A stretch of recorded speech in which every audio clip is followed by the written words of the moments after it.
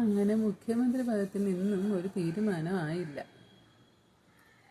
ഒരു കാര്യം ചെയ്താലോ, ഈ ഹൈക്കമാൻഡിൻ്റെ ഒരു എളുപ്പപ്പണി ചെയ്താൽ പോരെ?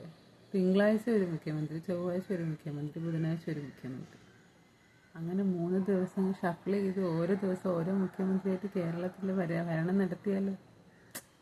അല്ല, എങ്ങനെ ആയിരിക്കുമെന്ന് അറിയാമല്ലോ. ഇത്രയും നാളില്ലാത്തൊരു പുതുമയും ഉണ്ടാവും.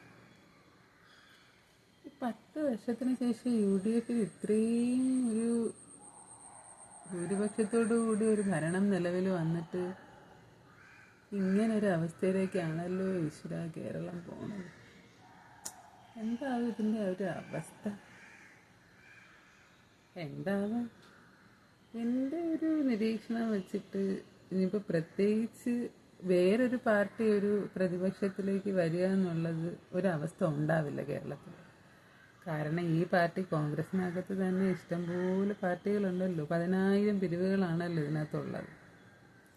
അവർ തന്നെ പ്രതിപക്ഷമാവുമെന്നാണ് എൻ്റെ ഒരു അഭിപ്രായം. ഇങ്ങനെ പോവുകയാണെങ്കിൽ അങ്ങനെ തന്നെ നടക്കുമെന്നാണ് എൻ്റെ ഒരു നിഗമനം. അല്ല, ഇന്നലെ വേറൊരാളൂടെ മുഖ്യമന്ത്രി പദത്തിന് വേണ്ടി വരുന്നെന്ന് കേട്ടല്ലോ. ഇനി എത്ര പേരുണ്ടാവും മുഖ്യമന്ത്രി പദത്തിലോട്ട്? ഇങ്ങനെ ആയാൽ 6 മാസമെങ്കിലും തികയ്ക്കുമോ എന്തോ. അതിന് 6 മാസം തികയ്ക്കാൻ വേണ്ടി മുഖ്യമന്ത്രി ആയാലല്ലേ. ഇതിപ്പോൾ ഇന്നും 6ാം നാൾ മുഖ്യമന്ത്രിക്കൊരു തീരുമാനം ആയില്ല എന്നാണ് അറിവ്.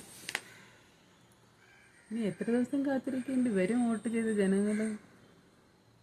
എന്തൊക്കെയോ സംഭവങ്ങൾ പ്രതീക്ഷിച്ചിട്ട് പാവം കേരളത്തിലെ ജനങ്ങൾ ഇത്രയും ഭൂരിപക്ഷം കൊടുത്തത് കോൺഗ്രസ് ഗവൺമെൻറ്റിനെ കൊണ്ടുവന്നത്. എന്നിട്ടിപ്പോൾ എന്തായി? അങ്ങനെ പവനായി ശവമായി.